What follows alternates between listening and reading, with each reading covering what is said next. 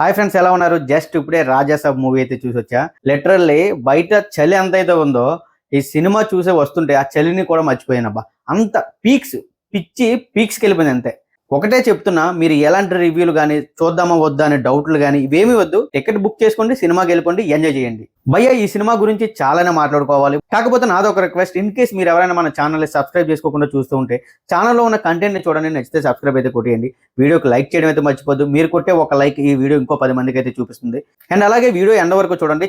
చాలా విశేషాలు చెప్పాలి ది రాజాసాబ్ గురించి. ముఖ్యంగా ది డార్లింగ్ ప్రభాస్ గురించి చెప్పాలి. ఫస్ట్ ఆఫ్ ఆల్ ఇచ్చి పడేశాడు భయ్య. మామూలుగా కాదు, పెర్ఫార్మెన్సే కాదు, ఆయన డైలాగ్ డెలివరీ కానివ్వండి, ఆయన కామెడీ టైమింగ్ కానివ్వండి, ముఖ్యంగా ఎమోషనల్ సీన్స్ లో ఏడిపించేశాడని చెప్పాలి. చాలా రోజులైంది మనం ప్రభాస్ గారిని ఇలా చూసి, అంటే ఇలాంటి ఒక సినిమా చూసి. నాకు బాగా అనిపించిన విషయం ఏంటంటే, ప్రభాస్ గారిని బాహుబలిలో ఒక రాజులా చూసాం, సలార్ సినిమాలో ఫుల్ మాస్ హీరోగా చూసాం, ఆదిపురుషులో రాముడిలా చూసాం. సో ఓకే, ఆ సినిమా బాగా పక్కన పెట్టండి. అండ్ కల్కిలో ఇంకాస్త డిఫరెంట్ గా మనం మహాభారతంలో ఒక కర్ణుడి క్యారెక్టర్ లో చూసాం. ఈ క్యారెక్టర్లన్నీ కూడా దేనికి ఏది కూడా సిమిలర్ గా ఉండదు.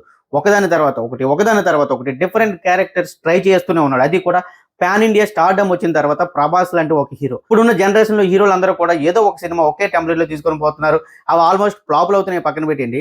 ఇలాంటి ఒక స్టార్డమ్ ఉన్న హీరో ఒక సినిమాకి ఇంకొక సినిమాకి ఒక డిఫరెంట్ క్యారెక్టరైజేషన్ ఎంచుకొని వెళ్ళడం అనేది నిజంగా గ్రేట్ అబ్బా. నిజంగా ఈ రాజాసాబ్ ఒక హర్రర్ మూవీ, ఒక కామెడీ మూవీ, ఒక ఎమోషనల్ మూవీ, ఈ 3 ఎలిమెంట్స్ ని కలిపి ఈ రాజాసాబ్ లో పెట్టారు. కాబట్టి ఒక వింటేజ్ ప్రభాస్ గారిని, అంటే ఒక మిర్చి సినిమాలో ప్రభాస్ గారిని, ఒక బుజ్జిగాడి సినిమాలో ప్రభాస్ గారిని, అండ్ అలాగే ఛత్రపతిలో ఎమోషనల్ చూపించే ఒక ప్రభాస్ గారిని, ఇలా వీళ్ళందరినీ కలిపి మిక్స్ చేసి ఒక సినిమాలో వేస్తే అదే ది రాజాసాబ్. ప్రభాస్ గారి నుంచి ఈ సినిమాలో నాకు బాగా వర్కౌట్ అయింది ఎమోషనే కాదు, comedy timing next level peaks అంతే. ఇకపోతే ఆయన యాక్టింగ్ కానివ్వండి, ఆయన డాన్సులు కానివ్వండి, 1-2 చోట్ల డాన్స్ ఎందుకో ఓకే అని ఫీలింగ్ కలిగించిన, ఇంకా అది పెద్ద మైనస్ లాగా అయితే నాకు ఏం అనిపించలేదు. ఇకపోతే ఇంకొక వ్యక్తి గురించి బాగా చెప్పాలి, అది ఎస్ఎస్ తమన్. బ్యాక్గ్రౌండ్ స్కోర్ ఇచ్చాడు, మ్యూజిక్ మామూలుగా లేదు. లిటరల్లీ థియేటర్ లో ఆ హర్రర్ ఎలిమెంట్స్ వచ్చినప్పుడు వచ్చే సౌండ్స్ ఉంటాయి చూడు, నెక్స్ట్ లెవెల్ అబ్బా.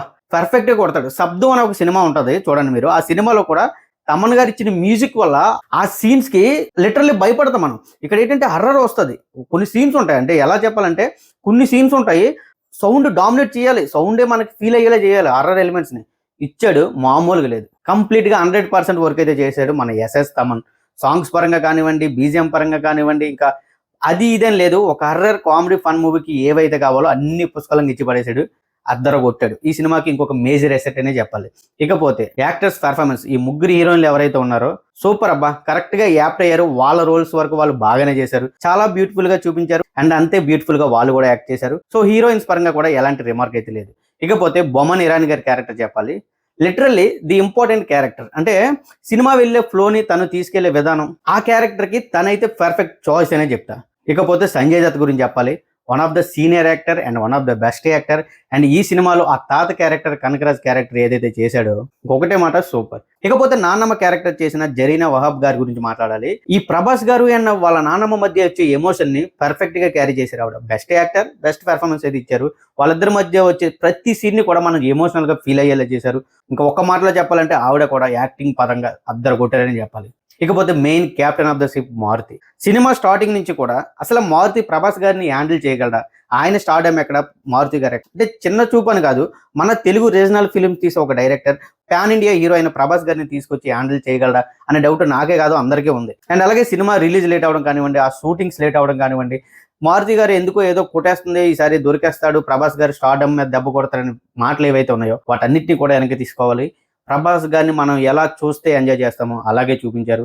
అండ్ మారుతి గారి సినిమాలలో one of the best film the Raja Saab అనే చెప్తా. అండ్ ఇంకొకటి, అండ్ మారుతి గారి ఫిలిం కెరియోగ్రఫీ కూడా ఇక మీదట before Rajasaab and after Rajasaab అనేలా ఉంది ఈ సినిమాని అయితే నేను ఖచ్చితంగా చెప్పగలను. ఇక నార్త్ కి ముఖ్యంగా ఈ సినిమా 1000 కోట్లు కలెక్ట్ చేస్తుందా లేదంటే డెఫినెట్ గా ఇది ఒక 1000 కోట్ల బొమ్మ ఫిక్స్ అయిపోయింది. 1000 కోట్ల పైనే తప్ప కిందనైతే కాదు. ముఖ్యంగా నార్త్ లో ఈ జానర్ సినిమాలకు ఉన్న హైప్ అయితే అంతా ఇంత కాదు, పిచ్చిక్కిపోతారు నార్త్ సైడ్ అయితే. ఎందుకంటే వాళ్ళకి హర్రర్ ప్లస్ కామెడీ జానర్ అంటే పిచ్చి, విపరీతమైన పిచ్చి. కావాలంటే ప్రీవియస్ గా రిలీజ్ అయిన ఆ జానర్ లో రిలీజ్ అయిన ఏ మూవీ అయినా చూసుకోండి. స్త్రీ two single film, single regional language లోనే స్త్రీ టూ 850 కోట్లు కలెక్ట్ చేసింది, ఓన్లీ హిందీలోనే. తెలుగులో రిలీజ్ అవ్వకుండా ఇంకే లాంగ్వేజ్ లో కూడా. అంటే వాళ్ళకి ఎంత ఇష్టం ఆలోచించండి. నార్త్ బెల్ట్ రేపు నుంచి పడుతుంది ఒకటే నెంబర్ చూసుకోండి, నెక్స్ట్ లెవెల్లో ఉంటుంది. నేను ఎప్పుడు కూడా డైలీ కలెక్షన్స్ మీద వీడియోలు చేయను, బట్ ఇది రాజాసాబ్కి ఖచ్చితంగా డైలీ కలెక్షన్స్ మీద వీడియోలు మన ఛానల్లో వస్తూనే ఉంటాయి, చూడండి.